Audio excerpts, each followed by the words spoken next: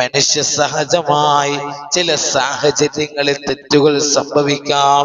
നമ്മൾ മനുഷ്യന്മാരാണ്, നബിമാരല്ല. തെറ്റുകൾ മനുഷ്യ സഹജമായി സംഭവിക്കാം.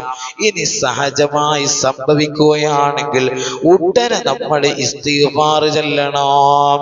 അസ്തഗ്ഫിറുല്ലാഹൽ അലീം എന്ന ദിക്ർ ഉടനെ ചൊല്ലിയാൽ ആ തെറ്റ് മലക്കുകൾ എഴുതി വെക്കൂല.